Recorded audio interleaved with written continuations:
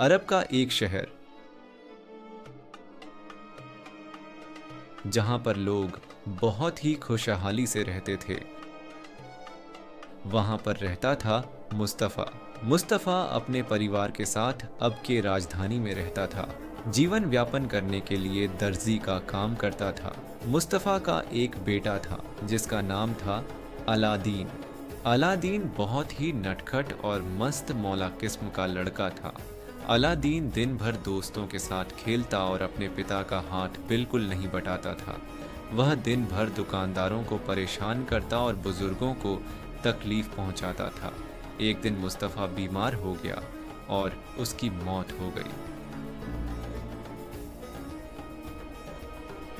Aladdin के माँ ने उसे समझाया कि उसे अब घर की जिम्मेदारी उठानी चाहिए और कुछ काम धंधे पर लग जाना चाहिए, पर अलादीन ने उसकी माँ का नहीं माना और अपनी रोज की दिनचर्या में ही व्यस्त रहने लगा।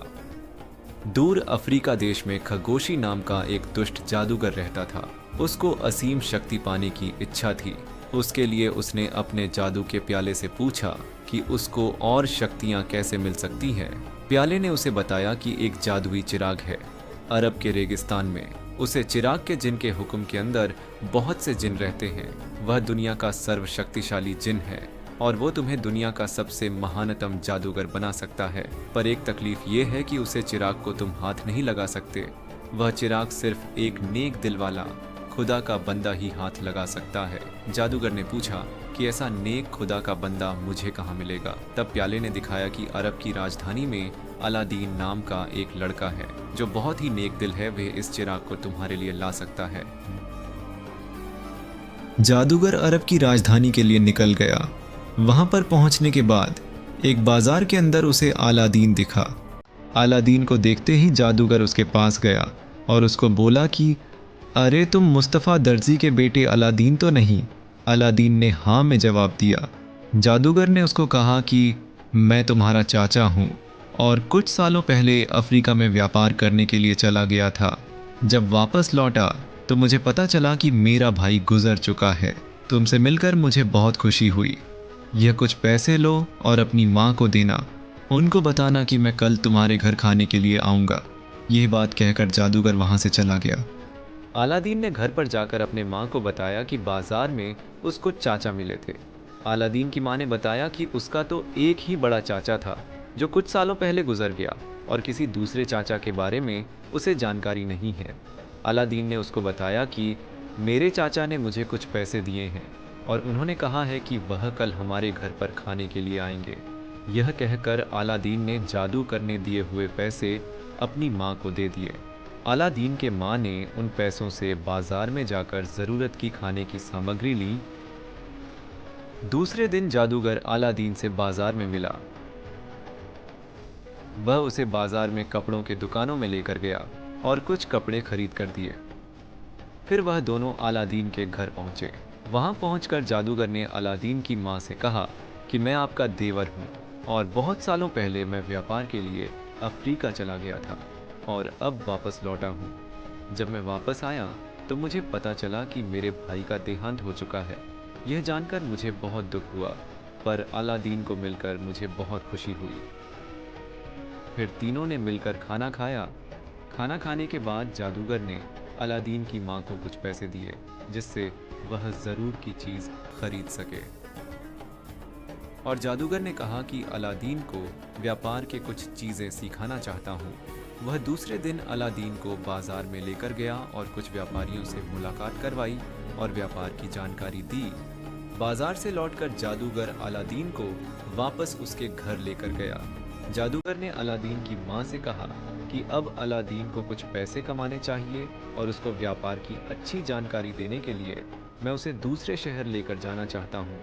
अलादीन की माँ की सहमति पाकर दूसरे दिन जादूगर अलादीन को रेगिस्तान से होते हुए दूसरी जगह लेकर गया।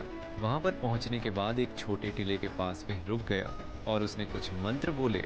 फिर जादुई तरीके से वहां पर एक खुफिया दरवाज़ा खुला। जादूगर ने अलादीन से कहा कि यह एक जादुई गुफा है। तुम जब अंदर जाओगे तो वहां पर बहुत से मूल्यवान चीज़ें रखी होंगी, पर उनको हाथ मत लगाना। उस गुफा में अंदर जाने के बाद एक चिराग तुम्हें दिखाई देगा, उसे वापस ले आना। तुम्हें अंदर कोई तकलीफ ना हो, इसलिए इस अंगूठी को साथ में रखो। जब भी तुम मुसीबत में रहोगे तो इस अंगूठी को याद करना। फिर अलादीन गुफा के अंदर चला गया। उसे गुफा के अंदर एक चिराग दिखाई दिया। उसने उसे उठा लिया और वापस आते वक्त एक थैली के अंदर सभी मूल्यवान चीजें भर ली। खजाने के वजन के कारण चलने में अलादीन को तकलीफ होने लगी। जब वह गुफा के दरवाजे पर पहुंचा तो उसने जादूगर से मदद के लिए हाथ उठाया। तब जादूगर ने उससे कहा कि पहले तुम मुझे चिराग दे दो, फिर मैं तुम्हें ऊपर खींच लूंगा। इस पर अलादीन बोला कि नहीं, तुम पहले मुझे ऊपर खींचो, फिर मैं चिराग देता हूँ। फिर जादूगर गुस्सा हो गया और उसने गुफा के दरवाजे बंद कर दिए और वो चला गया। अलादीन गुफा में सीढ़ियों के ऊपर बैठ गया और अपनी किस्मत पर रोने लगा। अलादीन ने एक हाथ में चिराग को पकड़ा। तभी उसको याद आया कि जादूगर ने एक अंगूठी दी थी। उसने खजाने की थैली बाजू में रख दी और वह अंगूठियों को निहारता हुआ बोला, काश मैं अपने घर वापस लौट पाता। और कुछ ही देर बाद अलादीन चिराग के साथ अपने घर में जा पहुंचा।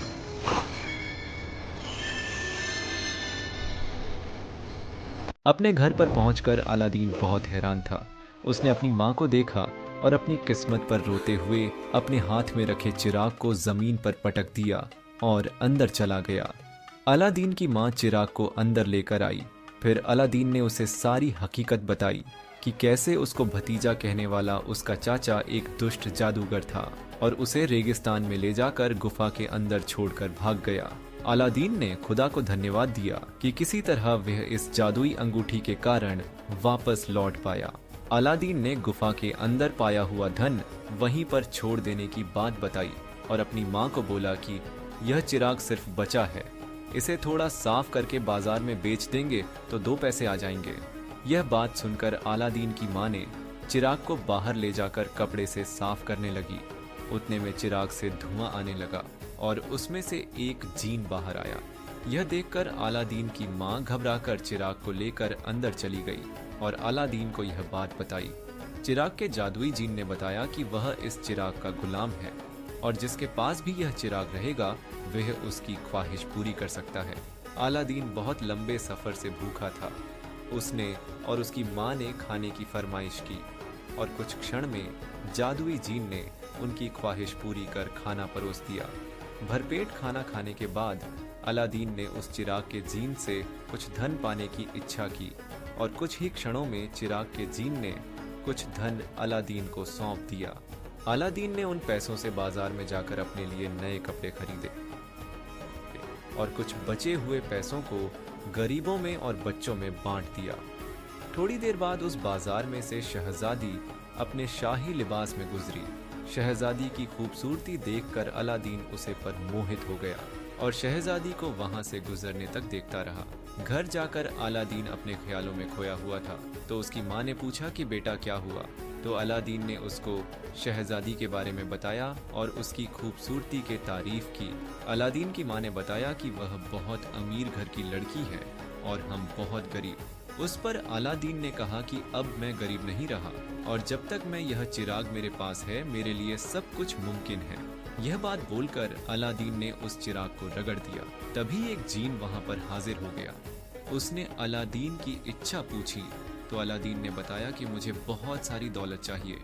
जीन ने एक ही झटके में बहुत सी दौलत अलादीन के घर में पैदा कर दी और कुछ नौकर चाकर भी दिए। अलादीन ने उन नौकरों से कहलवाकर सारी मूल्यवान चीजें राजा के दरबार में भिजवा दी। राजा मूल्यवान रत्न को देखकर अचंभित हो गया और सेवकों ने कहा कि उनके मालिक शहजादी से शादी करना चाहते हैं। यह सुनकर राजा ने शहजादी को बुलवाकर उसकी इच्छा पूछी तो शहजादी ने बताया कि अगर उसे उसके पिताजी की इच्छा है तो वह उस आदमी से शादी करने के लिए तैयार है। यह बात सुनकर राजा ने उन सेवकों से अपने मालिक को ले आने की फरमाइश की। सेवक राजा का संदेश लेकर अलादीन के घर पर पहुंचा और दूसरे दिन अलादीन और उसकी मां राजा के दरबार में पहुंच गए। इस बार भी वह कुछ मूल्यवान रत्न अपने साथ ले गए थे। उन्हें देखकर राजा बहुत खुश हुआ। राजा ने अलादीन के सामने शादी से पहले कुछ शर्तें रखी कि अलादीन का एक बहुत ही शानदार महल होना चाहिए तभी वह शहजादी का विवाह उससे करवा सकता है। यह सुनने के बाद अलादीन और उसकी माँ घर पर लौट आए। रास्ते में अलादीन की माँ ने कहा कि हम इतना बड़ा महल कैसे खड़ा कर सकते हैं। तो अलादीन ने कहा, वह सब मुझ पर छोड़ दो, और जब तक यह चिराग मेरे साथ है कुछ भी नामुमकिन नहीं। अलादीन ने घर पर जाकर चिराग को रगड़ा और जिनसे एक शानदार शाही महल तैयार करने का हुक्म दिया। कुछ ही क्षण में चिराग के जीन ने एक शानदार महल का निर्माण कर दिया। दूसरे दिन सुबह जब राजा ने अपने महल से बाहर देखा तो एक शानदार महल सामने खड़ा पाया और वह बहुत आश्चर्यचकित हो गया। उसने जब पता करवाया कि यह महल किसका है तो उसे पता चला कि यह महल तो अलादीन का है। राजा ने अलादीन को वापस दरबार में बुलाया और अपने शर्त पूरी करने के लिए बधाई दी और शहजादी से शादी करने को सहमति दे दी। राज्य में अलादीन और शहजादी की शादी की तैयारी शुरू हो गई और उनका विवाह धूमधाम से और शाही तरीके से संपन्न हुआ। अलादीन और शहजादी एक दूसरे के साथ खुशी से रहने लगे। अलादीन ने जादुई चिराग खजाने के कमरे में रख दिया क्योंकि अब उसको चिराग की जरूरत नहीं थी। कुछ दिनों बाद राजा के बूढ़े होने के कारण उसने पूरा राज्य अलादीन को सौंप दिया। दूर अफ्रीका देश में खगोशी जादूगर को अपने जादू के प्याले में अलादीन के राजा बनने की बात पता चली। जादूगर ने चिराग को पाने की ख्वाहिश से वापस अरब की राजधानी में लौट आया। उसने चिराग पाने के लिए व्यापारी का वेश धारण किया और कुछ चिरागों को टोकरी में लेकर शहर में घूमने लगा और कहने लगा कि पुराने चिराग की कीमत में नए चिराग लेकर जाओ। यह चीज शहजादी के कानों में पड़ी और उसने अपनी सेविका को बोलकर खजाने के कमरे में रखा हुआ पुराना चिराग लाने को बोला। शहजादी ने वह चिराग नए चिराग के बदले में जादूगर से बदलवा दिया। जादूगर खुशी से वह चिराग बदलकर राज्य के बाहर चला गया। रेगिस्तान में पहुंचने के बाद जादूगर ने चिराग रगड़ दिया और चिराग का जिन प्रकट हो गया। जादूगर ने जिन को आज्ञा दी कि अलादीन का महल राजकुमारी के साथ उठा लो और अफ्रीका में जादूगर के घर के पास रख दो। जीन ने जादूगर की बात मानी और शहजादी के साथ महल उठा लिया। महल को और शहजादी को गायब हुआ देख अलादीन घबरा गया और राजा से जाकर मिला। अलादीन ने राजा को सब बात बताई। इस पर राजा बहुत गुस्सा हो गया। राजा को लगा कि यह कोई अलादीन की साजिश है और सिपाहियों से कहकर अलादीन को पकड़ने को बोला। जब राजा का गुस्सा शांत हुआ तो उसने सिपाहियों को अलादीन को छोड़ने को बोला और अलादीन से कहा कि तुम जाकर मेरी बेटी को वापस ले आओ। राजा की बात मानकर अलादीन महल से बाहर चला गया। अलादीन दूर रेगिस्तान में अकेला बैठा था और सोच रहा था कि उसके पास चिराग भी नहीं था तो वह शहजादी को वापस कैसे लाएगा। तभी उसको अंगूठी के जिन की याद आई। उसने अंगूठी के जिन को बुलाकर बोला कि जहां पर जादूगर मेरा महल को और शहजादी को लेकर गया है मुझे वहां पर लेकर जाओ। और कुछ ही क्षणों में अफ्रीका में महल के पास पहुंच गया। उसने चुपके से महल के अंदर प्रवेश पाया और उस कमरे में पहुंच गया जहां पर जादूगर और शहजादी है। अलादीन ने जादूगर को बातों में उलझाकर एक पैसों का थैला उसके तरफ फेंका और झटके से चिराग को अपने काम कब्जे में कर लिया और उसे रगड़ दिया। जैसे ही चिराग का जिन हाजिर हो गया, अलादीन ने उसे हुक्म दिया कि जादूगर को जंजीरों में जकड़ लिया जाए और फिर जिन को बोलकर शहजादी और महल को लेकर अरब की राजधानी में वापस लौट गया।